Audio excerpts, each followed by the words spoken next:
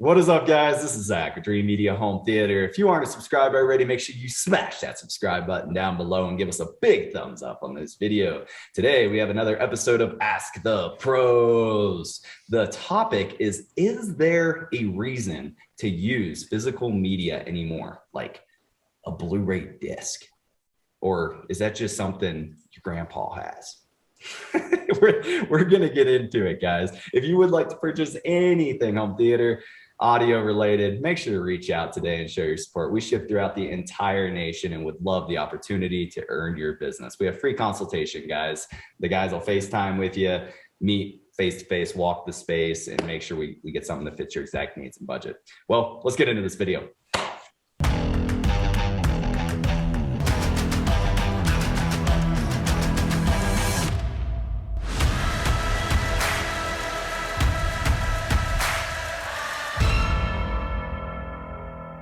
Welcome back to another amazing episode of Ask the Pros. I got Kellen and Dave here, and the topic today is there a reason to use physical media anymore? Who wants to kick it off? I'll go ahead and start. I have loved physical media for as long as I can remember. It's what got me into home theaters and going to the movies in general. So I think one of the benefits still to this day of physical media is bandwidth, compression. If you know very much about video and audio files, they need to be put onto a disc or be compressed down to a smaller size to accommodate most of the United States internet bandwidth. So I'd say if you do want to take it a little more serious and get a lot better audio quality, for sure, much better video quality as well, there is still a big market and space for physical media. Certainly Apple TVs, NVIDIA Shields, if you're into the Android side of things, you know, those are pretty much predominantly the best streamers available. So if you do your Netflix, Disney Plus, you know, the multiple streaming apps out there, obviously that's some of the only ways that you can consume some of that entertainment. So that's not a bad option. You can rent movies from there and that sort of thing. But if you know, there's going to be banding in sunset scenes in a movie. You're going to see those layers of color and you're going, what in the world was that? You know, if you were watching that same scene on a disc, they don't have to compress that bit rate down to be a streaming format. You know, those gradients in color are going to be much more fluid. Everything's going to look a little sharper, and certainly the sound is what takes the biggest hit on those compression files. So the sound is going to sound much better.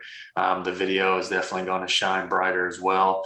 And you know, Panasonic has got some great players, but Radeon is a newer company that has just recently put out some very high-end players, the Radeon 100 and 200 players. They're from a mother company with Zapiti, which we love as well for physical media. Those are kind of like the new. You're actually going to have some hands-on experience with that, right, Kellen? This new Radeon. This is like for my guys out there that had the Oppos. I mean, and then you know they went out and like people were paying 3, 4, 5 times the retail cost just to get their hands on it. Well, Radeon is like the replacement. It's the real deal, guys. Kellen, you're getting. We got a demo unit on the way, right? Yeah, the 200 should be in. We'll do a video on that, kind of, you know, just letting you guys know that if you do want a player, you know, this is a very valid option. Like Zach said, you can still find some Oppos out there floating around on eBay that I know personally.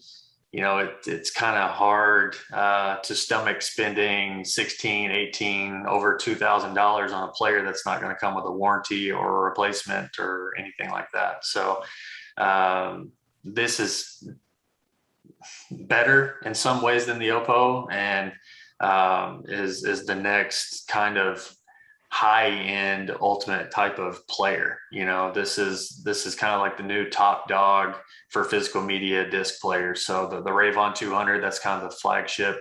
It's $1,700. It's not cheap, but still going to be cheaper than the Oppo in most ways, and is still going to have some features that the Oppo didn't, with HDR10 Plus and Dolby Vision, and the availability in the platform to get software updates, to introduce potentially new sound formats or video formats in the future. Balanced outputs for audio playback as well. So it's the ultimate physical media player for music and video, or for movies. So I think there's definitely, I know myself, I like to go pick out a new movie, grab it. I have a tangible object rather than just, renting a movie to stream for $20 or whatever. I have that movie, I can play it back. I can put it into the disc. Certainly there's things that make it more convenient, but I still get a kick out of getting a little present. Hey, this is a new movie that just hit the shelves. And where I'm at, kind of rural Kentucky, the internet wasn't the best for a very long time. So in a lot of ways, that was the only way you could enjoy a movie. And still to this day, there's a lot of folks out there that don't have sufficient internet to stream new movies. They rely on buying the discs. So yeah, all the way around, the whole moral of the story here is, you're going to maximize the potential of your system. If you guys want to show what the producers, the people who filmed the movie, intended you, how they wanted you to see the film, you're going to get that on the audio and video side. Like you said, balanced XLRs. Like, you're not going to see that on a Samsung or Sony Blu-ray player, right? You're not going to see that on your Apple TV either. And Apple TV it's a great thing to have in addition in your system. And, all my customers out there are doing entry-level systems, there may not be a need, but for my discerning customers, people who want the real deal, physical media is still a real thing that you need to consider. Dave. Yeah, it's something that a lot of times people don't think about too, is when you're talking about, Amazon Video or Netflix, or I'm not picking on anybody, but they kind of all treat this the same way. If all you do is stream, there might come a day when that movie gets pulled, or there might come a day, even on Disney Plus or something like that, where there's a version of a movie that got pulled for some reason, and it's replaced with a different one. Well, if you've got that physical media, you never have to worry about that. And I think the other thing too, there are a lot of folks out there that really still like to kind of experience that tangible aspect, like Helen was talking about picking something out. It kind of goes back to when kind of iTunes started, I don't want to say replacing CDs, but it kind of really cut into CD sales quite a bit. There are a lot of people that still said, hey, look, I want to open that up. I still want to see the liner art. I still want to see the notes. I still want to see the lyrics. I still want that tangible aspect, and not just a stream that doesn't even sound that good in comparison to begin with. And then the other part of it too, kind of what Kellen was alluding to, is that whenever you're talking about physical media, if you do it right, you obviously have the potential to have much better hardware that's playing on. I mean, you can imagine that Apple TVs and Rokus, as useful as they are, and as convenient as they are, it is still very much a mass-produced, piece of equipment with, chipsets that are, befitting of something that hits those price points.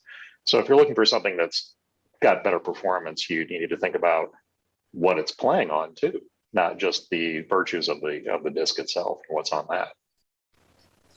Yeah, I can't tell you how many times I've gone into theaters trying to play demos for you guys. And this whole topic really hits home because I have gone into thousands and thousands of homes, and I'll try to fire up a demo on an Apple TV or Roku or whatever.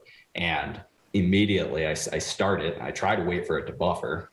And even when it fully does buffer, I'm like, this is not what it should look like.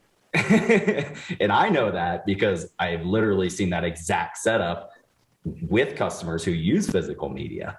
And I'm like, what a bummer. There's not a whole lot I can do other than say, you should probably call the office and get yourself on an upgrade path. But yeah, and to go what off David was saying as well, I mean, some movies, they don't offer the same audio soundtracks. So they may just throw the 5.1 audio version on the Amazon Prime download when really you can experience that in Dolby Atmos without having to up mix it with your receiver. And, you know, it's kind of a mixed bag of what Zach was saying as well. You know, it's just how you're exposed to experience it is going to be closest to what's on a physical disc.